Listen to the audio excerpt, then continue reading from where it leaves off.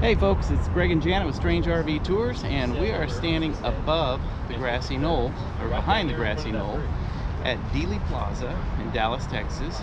And this video is going to be about the JFK assassination, so tag along with us.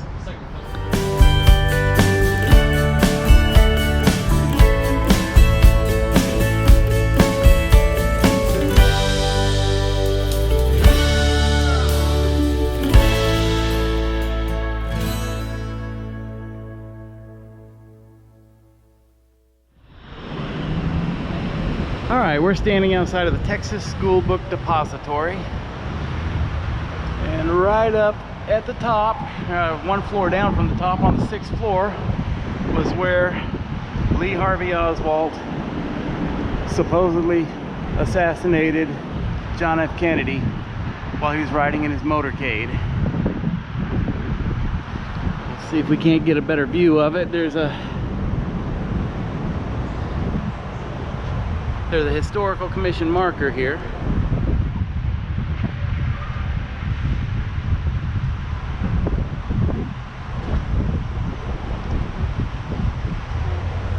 Okay. All right, that window up on the right here,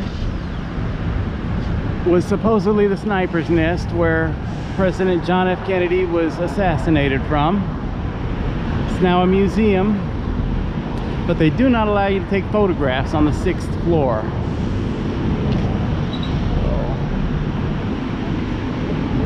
So, see if we can't back up and get you a little better view. The 6th floor sniper's window is right here.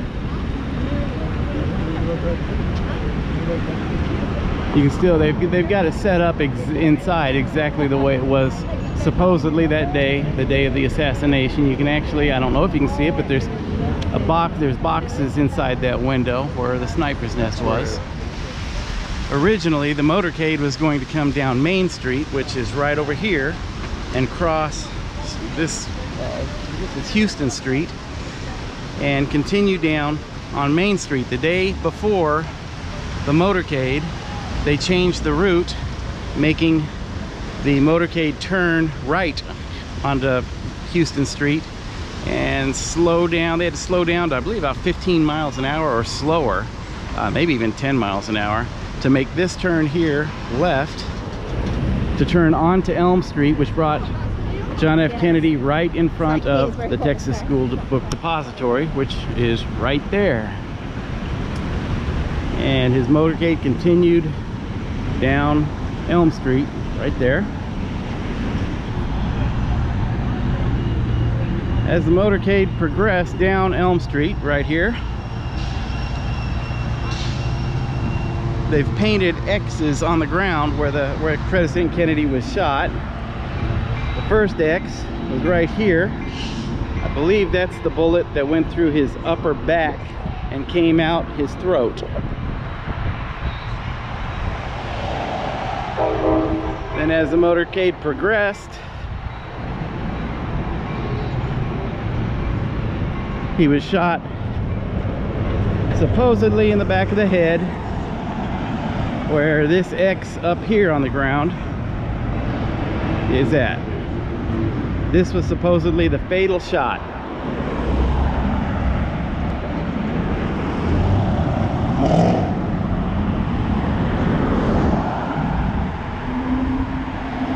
Right over in this area on the sidewalk was where the umbrella man was, who supposedly was opening and closing his umbrella to signify when to fire. He actually says that the umbrella man, when he was interviewed, stated that he was opening and closing the umbrella as a derogatory message to President Kennedy, who he did not like. And the babushka lady was right along this sidewalk also. She was called that because of the headdress that she was wearing, her head covering. And Abraham Zapruder filmed the assassination from, I'm not sure if it's this column here or this column right over here, but he was standing on top of one of those columns. I believe it was this one here, when he videotaped or filmed the assassination. And right up behind that area is the grassy knoll. This grassy area going up is known as the grassy knoll, and that's the picket fence right there where some people believe that there was another gunman. We'll walk down here a little further.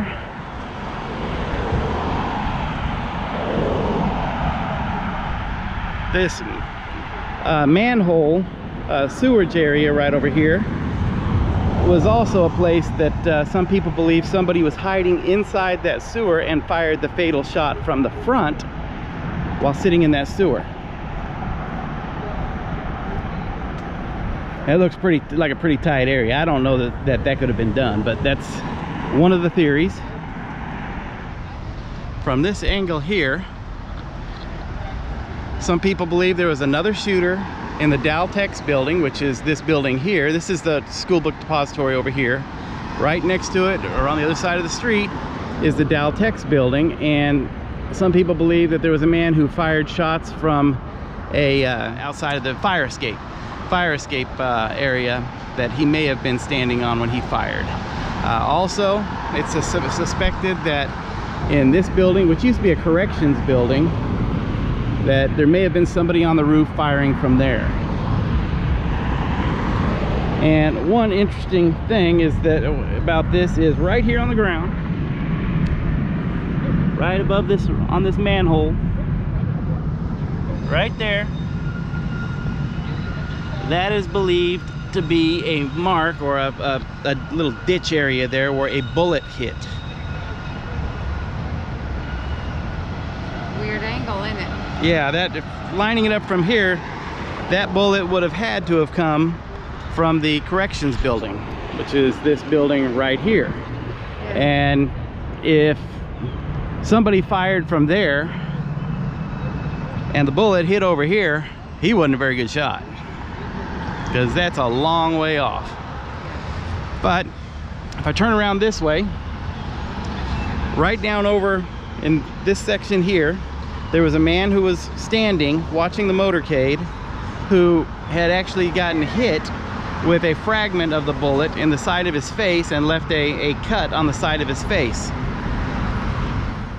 There was hundreds of witnesses that day as to what happened, but nobody is really sure where the bullet came from. Most likely there was a bullet that came from the 6th floor of the Texas School Book Depository, but the people that were lining the streets here when the bullets were fired immediately ran towards the grassy some of them covered up, but the rest of them ran towards the grassy knoll and up the grassy knoll, because that's where it sounded like the bullets came from.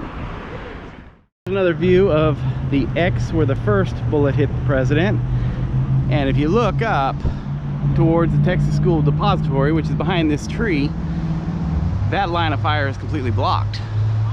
Now those trees were much smaller back in the day, so it would not have blocked a bullet at that time. And right down over here is where the fatal shot was.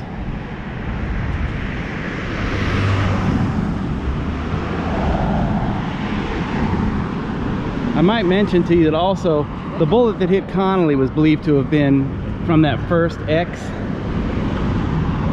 or it happened at that first marker, the X. The bullet that supposedly went through President Kennedy, came out the front of President Kennedy, went into Connolly's back, exited his chest, went through his wrist, and lodged into his leg. This is the famous picket fence where supposedly there was another marksman standing behind it.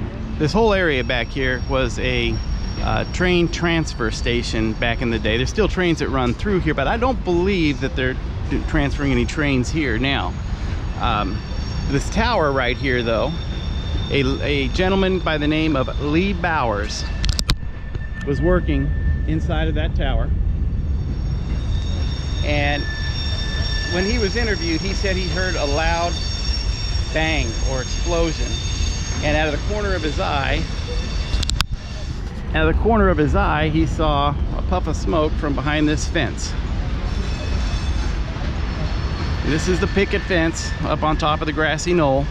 where it's suspected that a sniper was. And then right along in here, where I'm standing at now, back up so you can see the back of the fence, this area right here